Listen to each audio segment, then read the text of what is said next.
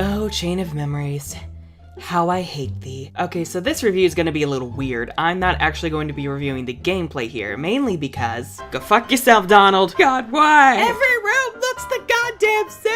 Why are there numbers? I kinda suck at it. I feel it wouldn't be fair for me to judge the gameplay just because it ain't my cup of tea. So instead, we're just gonna be reviewing the story, like the movies for 358 Days Over 2 and Recoded. Sound good? Okay, let's do this. So this time around, we've got Naminé, a girl in white who has strange powers no one ever really explains, but at this point, it, because she is precious and must be protected. Replica Riku, who's somehow even more of a twat than the actual Riku. Diz, short for Darkness and Zero.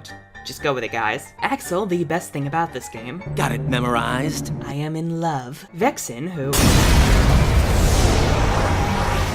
Oh, that never gets old. Lexius, who... is there. Larxene, a psycho bitch with daggers and lightning, and a master of snark. Zexion, who gives the term bookworm a whole new meaning, and Marluxia, the most pretty homicidal maniac you'll ever damn meet. So leaving right where we left off, somehow our lovable moronic trio, oh and Jiminy for some reason he's actually important now on the search for King Mickey and Riku, has stumbled into a grassy field? Oh, okay then, I didn't know that the cold dark depths of space harbored a lovely field that led to a dark, creepy, weirdly designed castle? You know what, I'm not even gonna question it. This is Castle Oblivion, and Sora, Donald, and Goofy, the latter two having new clothes for some reason, but f it, I don't care at this point, head inside because the f else you gonna do in this void without the gummy ship? Suddenly, a creepy-ass figure in a weird black coat, get used to it kids, this shit seems to be in style this season, appears. Donald tries to fight it off, but in the process, he discovers that he, along with Sora and Goofy, have literally forgotten every spell and technique they've learned because, hey, it's a new game, we gotta start you off at zero again. The mysterious figure takes our memories and turns them into cards. This is literally one of the least questionable things in this entire franchise. These cards take Sora through constructions of all the worlds he visited in the first game, except Deep Jungle that kinda had a big copyright issue that none of us really care about, where neither he nor the people he met remember him. So it's basically Kingdom Hearts 1 all the f over again. And trust me, this is not the last time this will happen. Once we leave the first world, Traverse Town, everyone's favorite redhead Axel appears to test Sora and make sure he's got it memorized. Before he leaves, he says that Sora will find someone he misses very much, though of course he's ambiguous as f about it because f you. But now, as the group ascends through the castle floors, they find themselves gradually forgetting the events of their previous journey, and even Jiminy's journal is completely erased. Not that anyone ever read the damn thing in the first place, kinda wish it stayed that way so that another useless game down the line wouldn't exist. Pretty soon, Naminé rewrites Sora's memory to insert himself into his childhood life on Destiny Islands. Then we run into Riku, who's, again, being an annoying little bitch trying to murder us. Some things never change, I guess. But as it turns out, this Riku is actually a replica created by Vexen, a crazy-ass douchebag with ice powers. We end up in a strange new world called Twilight Town, where...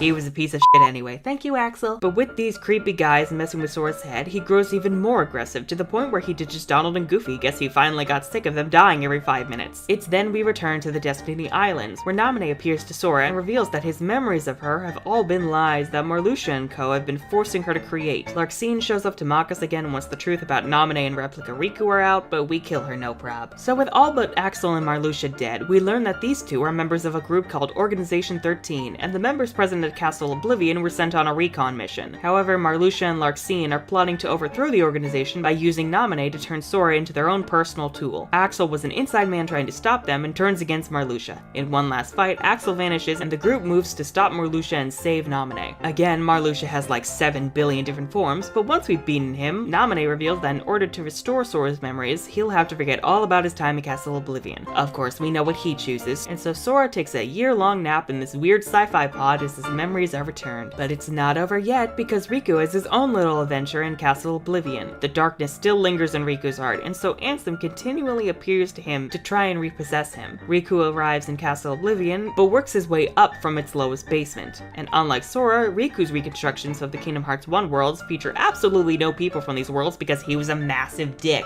Riku carries on, always smelling the nasty stench of darkness. I'm not joking, they really like giving darkness this weird-ass smell. King Mickey appears in weird Star Wars-esque illusions to help Riku, thankfully, but the Organization 13 members in the lower floors, including Vexen before he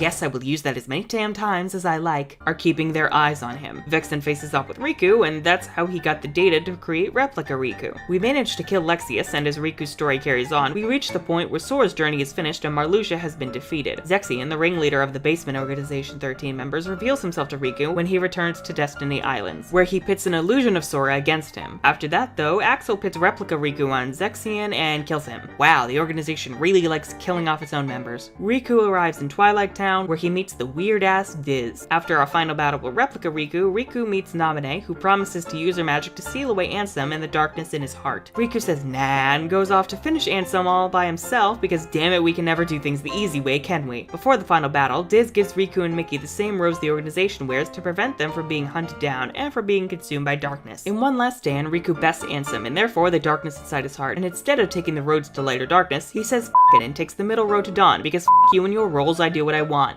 And in our last few scenes, we see some random boy in Twilight Town with suspiciously spiky hair similar to Sora's. And that's it.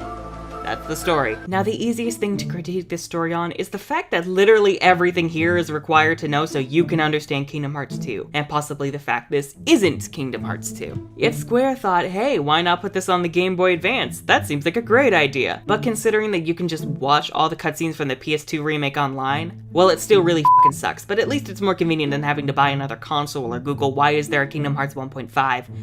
No, not that 1.5. Ah, the story itself works fine, especially considering it was kinda treated like a side game, even though it really shouldn't have been, but the vast majority of it is spliced between retellings of the Kingdom Hearts 1 worlds, so have fun getting through that. The plot with the organization's little internal squabbles is interesting, but without the context of Kingdom Hearts 2, doesn't make that much sense. And as for Zexion's plan, yeah, I got nothing. He's just kinda there. Not as bad as Lexaeus, though. That said, the fact that this is basically a big retelling of the first game, with the actual main story being cut into little pieces and spread throughout, just why? I know the first game had the best story, Square, but trying to overcomplicate it like this over and over again is not what we want. And I know I said I wouldn't critique the actual gameplay, but dear lord, why are all the worlds just decorated square rooms? Like really, this is it? Why? That said, I do generally enjoy the new characters introduced. Replica Riku's struggle with whether or not he really has a heart, Naminé being afraid of being trapped in Castle Oblivion all alone forever, Diz being kind of a dick but in a fun, lovable way. All of these are things I really enjoyed. But dear God, nothing holds a candle to Axel because he is perfect. Don't break him. I'm not even gonna make a joke, the internet has done enough of that. And take a shot every time the words heart, memory, or darkness are used. You'll be dead within the first hour. So all in all, Rechain of Memories is a solid story trapped in an infuriating card system that dear God makes you want to scream because you really do need it to understand Kingdom Hearts 2. Dear God, Square, why do you do these things to us? I enjoyed the story for what it was, even if I had to experience it via a 4-hour YouTube video because I hate myself. I think the biggest issue I had with this was getting over my own bias to look at the story separated from my vitriol towards it. So to help forget that, let's celebrate the more meme-worthy moments this game has to offer us, because Lord knows all the alcohol in the world can't help us now. Every word. Didn't I squish you last game with my giant-ass clown shoes? What was it, Todd? Holly? Holler? Oh wow, look, it's all of us trying to understand this f***ing story. Also, God, I hate that feeling. It's like on the tip of your tongue and your brain's like, nah, bitch, that ain't my problem. 10 seconds ago, you didn't even know what it was! Well, 10 seconds ago, go f*** yourself, you raging bitch. Is someone gonna help him? I can fix everything if we go to the 13th floor. Wow, 13, what a coinky-dink. You guys sure love that f***ing number. It's the smell of darkness. Does it smell like fish? I bet it smells like fish. You're not doing black tar heroin, Riku, are you? I just hate this fucker, alright? Enjoy the review? Glad to hear it. Wanna murder me to release your anger, then sacrifice me to the internet gods? Hit the dislike button. It's still interaction. I've got a Kingdom Hearts 358 Days Over 2 review and retrospective set for next Friday, plus reviews of RWBY Volume 5 as it comes out, so feel free to subscribe and stay tuned. I'm the Unicorn of War, and this has been a shit show.